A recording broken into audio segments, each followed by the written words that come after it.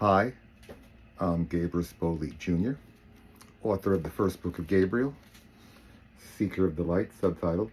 This is book one.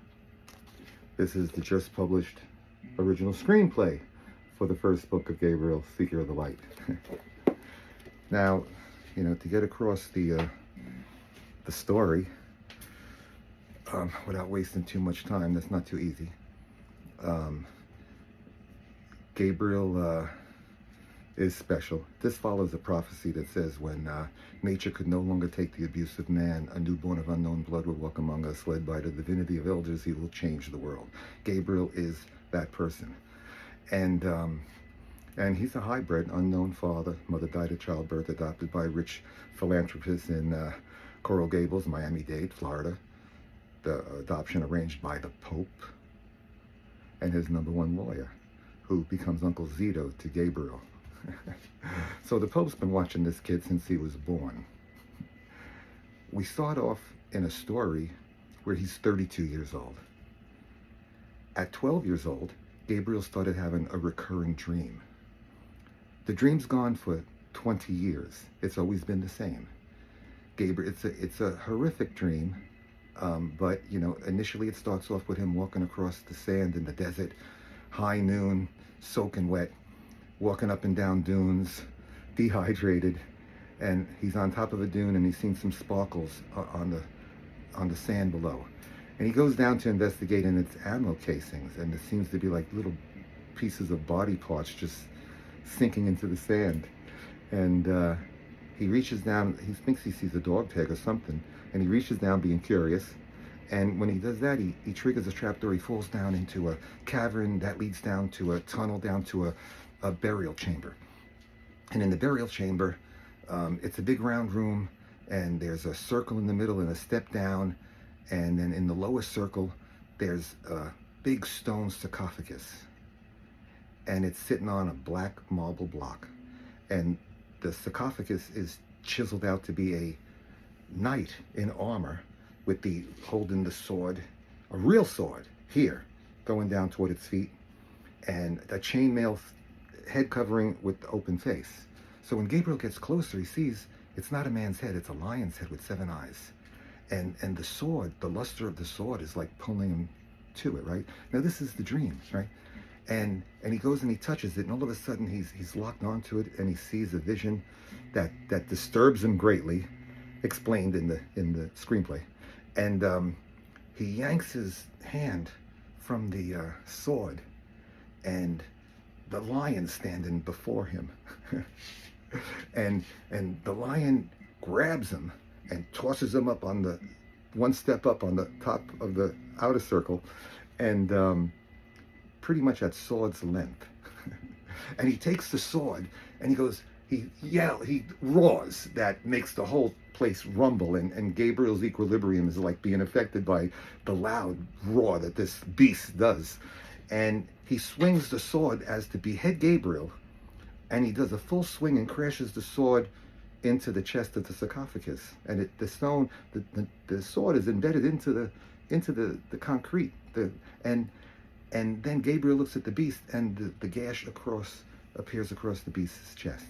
And he falls to the floor, and he's bleeding profusely, and the blood's going into the lowest circle there. And as Gabriel's like horrified, he can't move. He's stuck to the floor. I don't know if you've ever had a dream where you were trying to run and they were chasing you, and whomever was chasing you, and you just couldn't move. Just get to the doorway, pull yourself out, or no, you're stuck. You can't move. You're like horrified and you're petrified. Anyway, Gabriel's there stuck, and then all of a sudden, he sees the blood filling up grooves in the floor, and it's a riddle he sees right before he wakes up.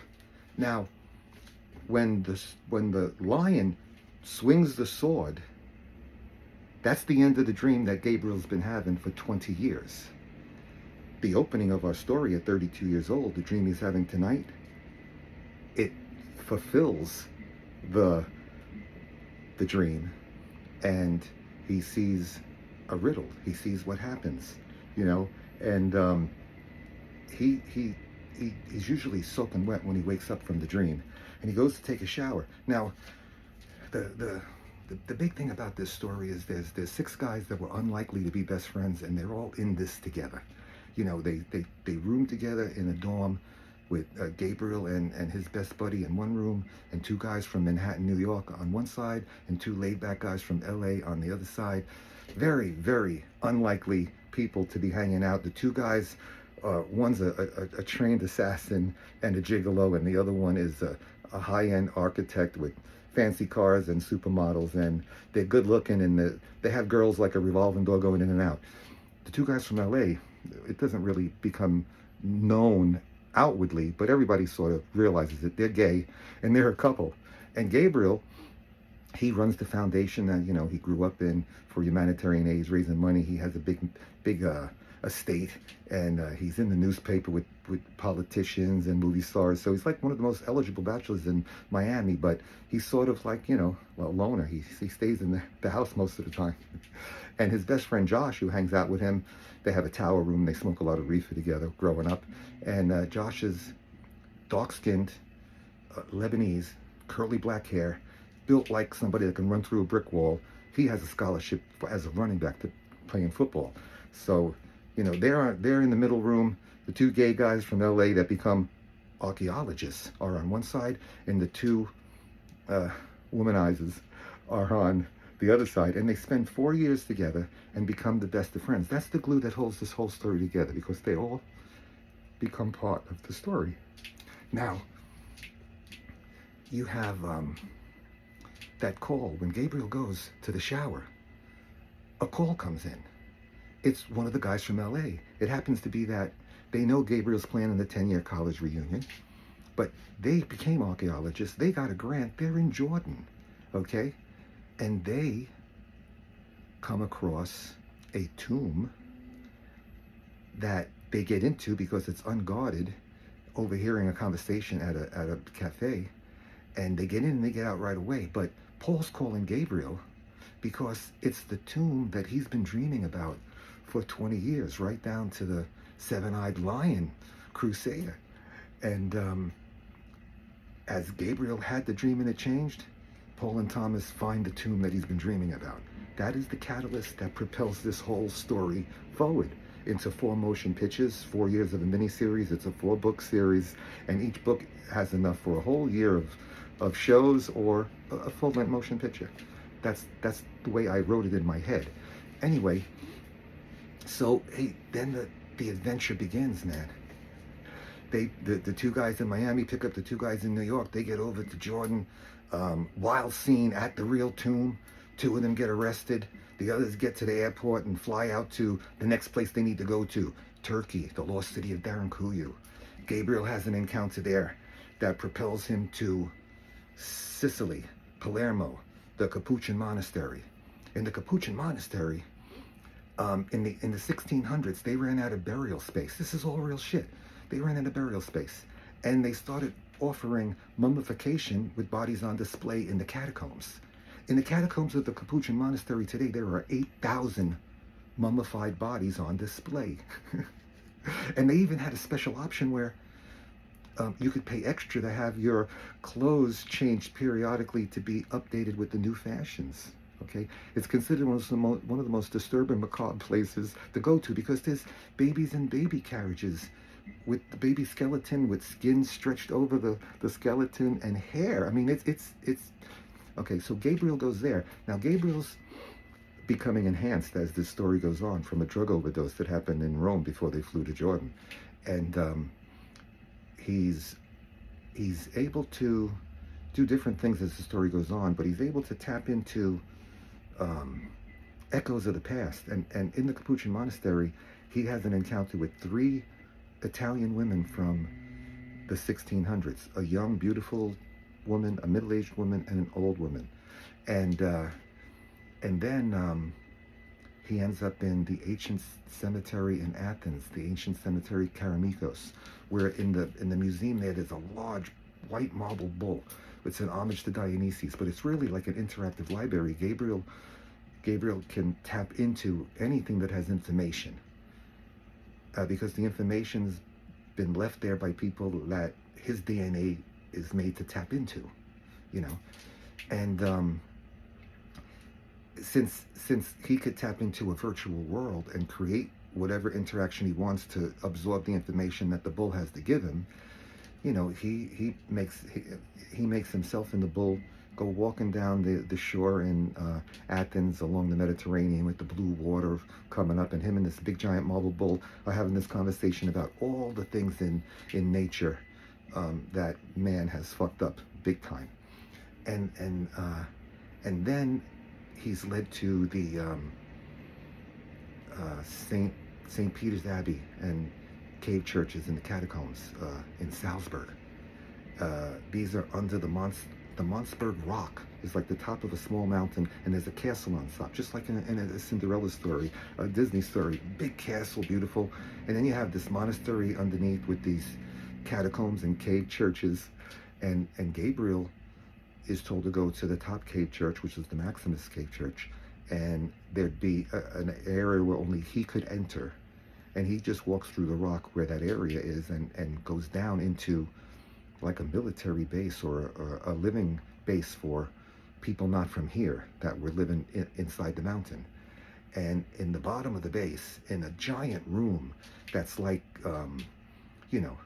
as big as two giant high school gymnasiums, pretty big, pretty tall ceiling, right? Because they have the ropes hanging from the ceiling in those fucking places. So in the middle of this room, in the basement, there's nothing but a bowling ball size orb that looks like it has gases in it, and it's hovering in between these two big black marble blocks that are like the marble block that was underneath the sarcophagus. And Gabriel goes over there and touches it with one finger, and nothing happens, and he touches it with both hands and he activates it, and he gets thrown back from the burst of energy like 20 feet, lands on his ass. It knocks out all the electricity and communications and everything in Salzburg and beyond.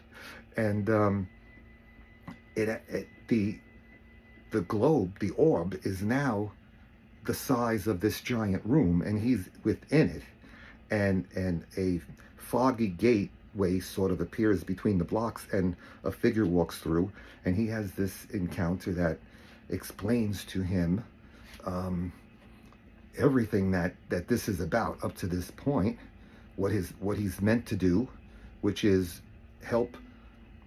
source material that's within nature to help nature accelerate its ability to clean the atmosphere faster than thought possible by our scientists.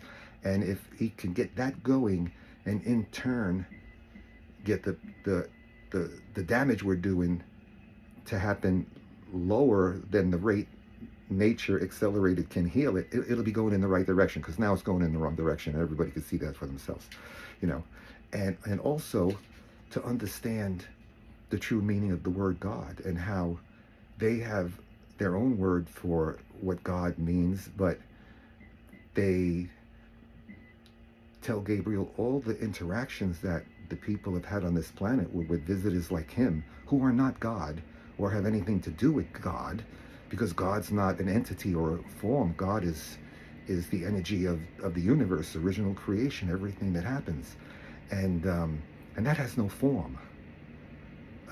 And he tells Gabriel, the sad part about it is, your people look to the sky for a concept of God that does not exist, and yet they have God right underneath their feet, and they're stepping on him. Now, Gabriel's in overdrive, thinking, like, wow, that was a heavy statement. So then, he learns a lot from that conversation, and he goes to Rome because they have to refuel, and it was arranged that he would have a meeting with the Pope before he leaves, because the Pope wants a report.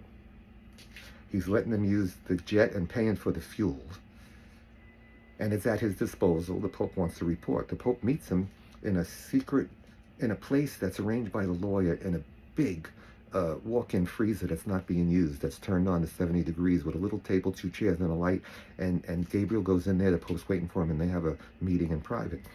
And when Gabriel's in the meeting, he sees the Pope seems to be a little uncomfortable, and he says, Father, are you in discomfort?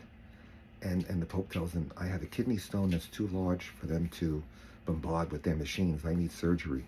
And the pain medication isn't working like it did. And I wanted to have this meeting with you before I went in for the surgery, or else this meeting would have been impossible. And Gabriel said, you're waiting on getting surgery you need to stop pain because you wanted to meet with me? He says, Gabriel, it wasn't a coincidence that you were born in Rome and your adoption was arranged by the Vatican. He said, now, what would you do? And Gabriel says, well, I would try to do what your doctors cannot do. If you trust me to help you. And he said, well, what would you have me do? And he said, stand up. He makes the Pope put a hand on the front and the back. And he says, take a big breath and then exhale and hold your breath. And he does that. And Gabriel concentrates with his hands on both sides of the front and back of the Pope. And he externalizes an electromagnetic energy between both of his hands that turns the stone to dust in his kidney. And the pain immediately goes away. And the Pope is cured. And Pope's flipped out. That a miracle was just performed on him. So he says, that you just performed a miracle on me. Gabriel says, no, Father, it was applied science. And the Pope says, hey, don't downplay the ability of using applied science like that being a miracle. And he thinks Gabriel is the Messiah. Gabriel's not the Messiah. Gabriel is the savior of the planet. Gabriel's son that emerges in book 2, he is the Messiah. But so there's assassination attempts. There's a great fortune teller. There's wild things that happen along the way. Aside from saving the planet, the history of man, what is reality and what is fictional in organized religions. We have sex, drugs, rock and roll, the kitchen sink, the whole fucking place, man. It's a wild ride. So check out the screenplay. It's a fast read and you'll get the gist of the whole story. And the treatment has the characters. My characters are so good, man. Because I know these people, I know these characters.